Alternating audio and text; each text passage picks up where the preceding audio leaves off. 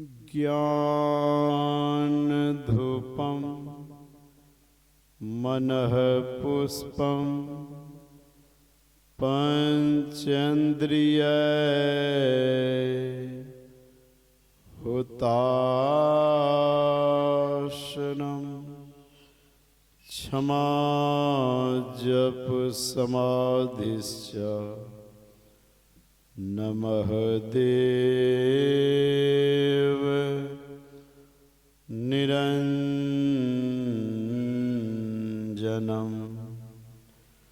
अखंडमंडलाकारं व्यापतं येन चराचरं तत्पदं दर्शितं येन तस्मै श्री गुरुवे नमः। अपने निवास में विराजमान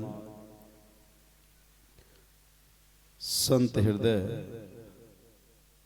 के विशेष कृपा पात्र पूज्यपाद आचार्य ब्रह्म ऋषि चतुरानंद जी महाराज के श्री चरणों में कोटिशः नमन।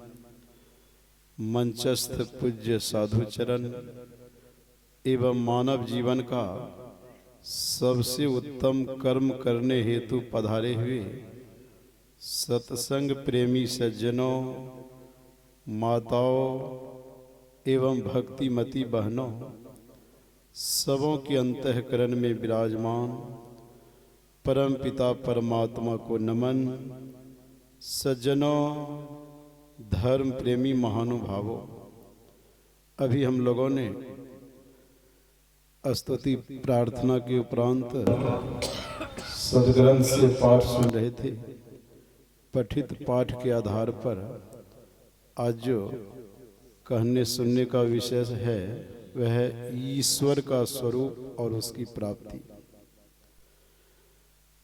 हम लोग केनोपनिषद से सुन रहे थे, यदि इस जन्म में ब्रह्म को जान लिया तब तो ठीक है, नहीं जाना तो बहुत बड़ी भारी हानि है। मतलब इस मानव शरीर से अगर परमात्मा का साक्षात्कार कर लिए, परमात्मा के बारे में जान करके उनका साक्षात्कार कर लिए तब तो ठीक है, अगर नहीं कर सके तो बहुत बड़ी भारी हानि है। वह हानि क्या है?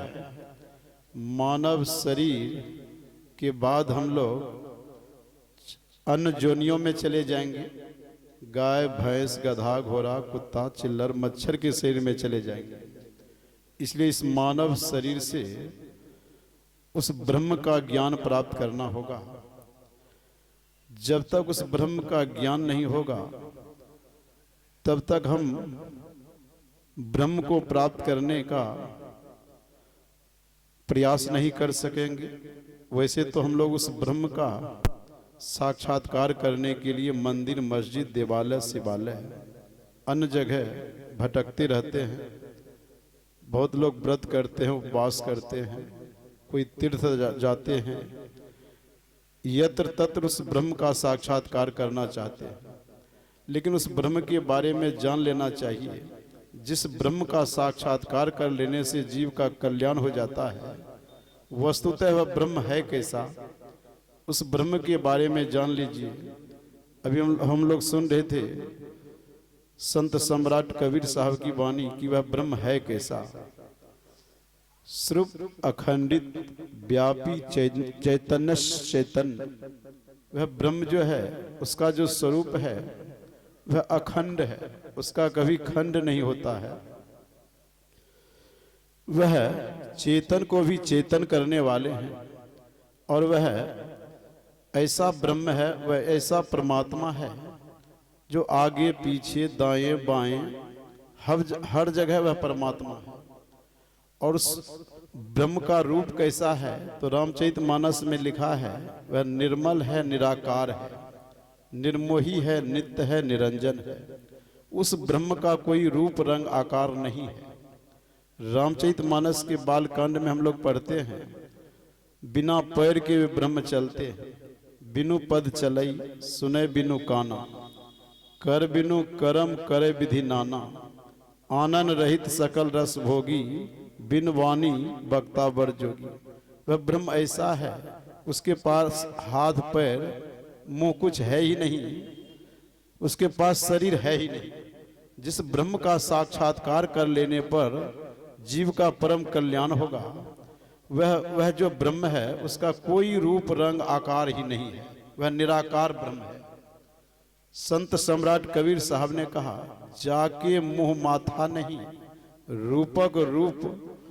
कहा वह जो ब्रह्म है उसके पास में मुंह माथा कुछ नहीं है, ना रूप है ना रूपक है, फूल की सुगंध से भी वह पतली है, मतलब उसका कोई रूप रंग आकार ही नहीं है। तो उस ब्रह्म के पास जाना होगा, उसका साक्षात्कार करना होगा। तो कहा बिन पावन की राह है, वह जो ब्रह्म है इस पैर से उस ब्रह्म तक नहीं जा सकते। बिन पावन की राह है, बिन बस्ती का देश, बिना पिंड का पुरुष है, कहे कबीर संदेश। मतलब उस ब्रह्म के पास पिंड ही नहीं है, शरीर ही नहीं है।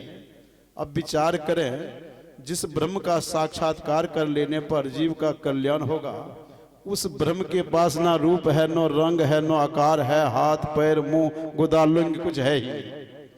न उसका जन्म होता है, न उसकी मृत्यु होती है। वह परमात्मा जो है सबके अंदर में है। हमारे आराध्य देव कहते हैं, सब में व्यापक सबते न्यारा, सब घट एक ही राम हो राम। वह राम, वह ब्रह्म, वह परमात्मा, जिसको राम भी कहते हैं, ब्रह्म भी कहते हैं, परमात्मा भी कहते हैं। उसी को मुसलमान भाई अल्लाह भी कहते हैं, ईसाई भाई उसी को गॉड कहते हैं, चीन के लोग तितिन कहते हैं, कोई और मज्द कहते हैं, कोई जेहोवा कहते हैं।